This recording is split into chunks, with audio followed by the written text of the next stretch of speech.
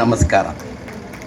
ಜೊತೆಗೆ ನೀವೆಲ್ಲ ವಿದ್ಯಾರ್ಥಿಗಳು, ಗ್ರಾಹಕರು, ಅಂಗಡಿಯವರು ಎಲ್ಲರಿಗೂ ದೊಡ್ಡ ನಮಸ್ಕಾರ. ಆಮೇಲೆ ವೇದಿಕೆ ಮೇಲೆ ಇರ್ತಕ್ಕಂಥ ಗಣ್ಯರಿಗೆಲ್ಲನೂ ನಮಸ್ಕಾರ. ನಾನು ಇಲ್ಲಿ ಒಬ್ಬ ರೈತ ಅಂತ ಹೇಳಲಿಕ್ಕೆ ನನಗೆ ಹೆಮ್ಮೆ ಆಗುತ್ತೆ. ಇವತ್ತು ಎಲ್ಲ ಜ್ಞಾನಿಗಳ ಸಹಕಾರದಿಂದ ಕೃಷಿ ಅಭಿವೃದ್ಧಿಯಾಗಿದೆ, ಅನ್ನದ ಬಟ್ಟಲು ತುಂಬಿದೆ. ಭಾಳ ಖುಷಿ ಆಗುತ್ತೆ. ಎಲ್ಲರೂ ಇದರಲ್ಲಿ ಇಲಾಖೆಗಳು, ಸರ್ಕಾರಗಳು, ರೈತರು ಎಲ್ಲರೂ ಕೈ ಜೋಡಿಸಿದ್ದೀರಿ. ಕೃಷಿ ಬೆಳೆದಿದೆ, ಆದರೆ ಕೃಷಿಕ ಬೆಳೆದಿದ್ದಾನೆಯೇ? ಇದು ನನಗೆ ಪ್ರಶ್ನೆ. ಕೃಷಿ ಬೆಳೀತು, ಎಲ್ಲ ಜಾಣರ ಸಹಕಾರದಿಂದ ಕೃಷಿ ಬೆಳೀತು. ಆದರೆ ಕೃಷಿಕ ಜೊತೆಗೆ ಹೋಗಬೇಕಾಗಿತ್ತು. ಆದರೆ ಕೃಷಿಕ ಬೆಳಿಲಿಲ್ಲ. ನೋಡಿ, ಅಲ್ಲಿ ರೈತ ಹೆಂಗೆ ಕುಂತಿದ್ದಾನೆ, ಆದರೆ ಇಲ್ಲಿ ಸೈನಿಕ ಹೆಂಗೆ ನಿಂತಿದ್ದಾನೆ. ನಾವು ಒಂದು ಗಟ್ಟಿಯಾಗಿ ನಿಲ್ಲಬೇಕಾಗಿತ್ತು. ಅವನ್ನ ಇವತ್ತು ಚಿತ್ರದಲ್ಲಿ ನಾವು ಈ ರೀತಿನೇ ತೋರಿಸ್ತಾ ಇದ್ದೀವಿ. ಸ್ವಲ್ಪ ಅವನು ಸಮೃದ್ಧಿ, ಅವನು ಶಕ್ತಿ ಅನ್ನುವ ಭಾವಗಳು ಬರಬೇಕಾಗಿದೆ. ಆಮೇಲೆ ಕೃಷಿ ಬೆಳೀತು, ಕೃಷಿಕ ಬೆಳಿಲಿಲ್ಲ. ಕಾರಣಗಳೇನು ಅಂತ ನಾನು ವಿಷಯಗಳನ್ನು ಕಲೆಕ್ಟ್ ಮಾಡ್ತಾ ಹೋದೆ. ನಮ್ಮ ವ್ಯವಸ್ಥೆಯಲ್ಲಿ, ನಮ್ಮ ಪಾರಂಪರಿಕ ದೇಶದ ಕೃಷಿ ವ್ಯವಸ್ಥೆಯಲ್ಲಿ ರೈತನು ಕೊಂಡುಕೊಳ್ಳುವಿಕೆನೇ ಇರಲಿಲ್ಲ. ಸೀಡು ಅವನೇ ಮಾಡಿಕೊಳ್ತಿದ್ದ, ಪೆಸ್ಟಿಸೈಡ್ಸು ಇದ್ದೇ ಇಲ್ಲ, ಪಂಪು ಗೊತ್ತೇ ಇದ್ದಿಲ್ಲ.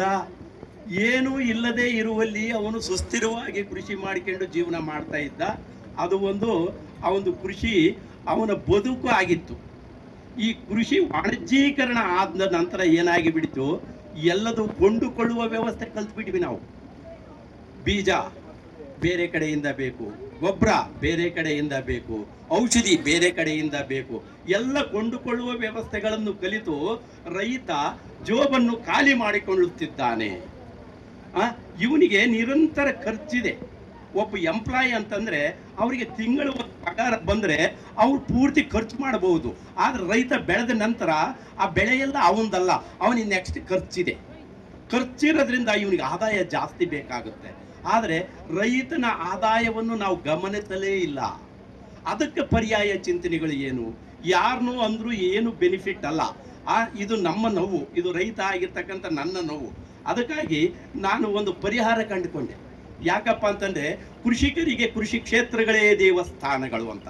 ಆ ದೇವಸ್ಥಾನಗಳು, ನಾನೊಂದು ಪ್ರವಾಸ ಇಟ್ಟಿದ್ದೆ. ಗಂಡ ಹೆಂಡತಿ ಇದ್ದರೆ ಮಾತ್ರ ನನ್ನ ಜೊತೆಗೆ ಬರಬೇಕು, ಗಂಡ ಹೆಂಡತಿ ಇದ್ದರೆ ಮಾತ್ರ ನನ್ನ ಜೊತೆ ಬೇಕು. ಜೋಡಿ ಜೀವಿಗಳ ಕೃಷಿ ಯಾತ್ರೆ ಅಂತ, ಪ್ರವಾಸ ಅಂತಲ್ಲ ಹೆಸರದು, ಒಂದು ಯಾತ್ರೆ ಟೈಪು.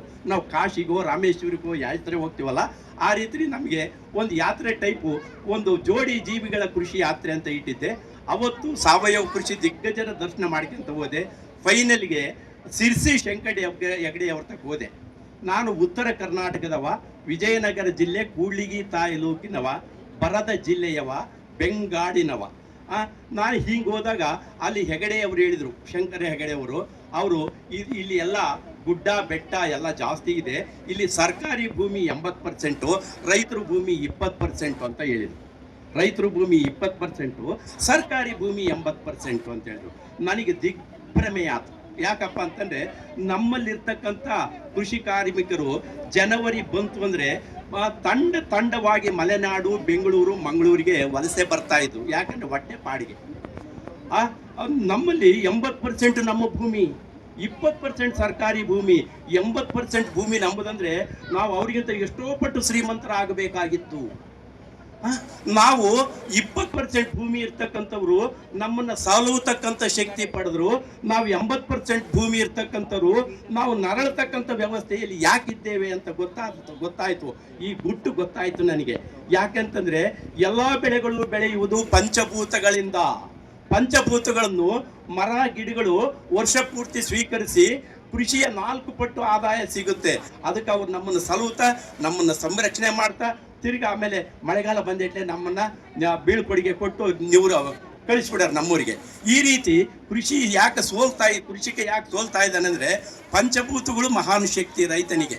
ಆ ಪಂಚಭೂತಗಳನ್ನ ವರ್ಷ ಪೂರ್ತಿ ನಾವು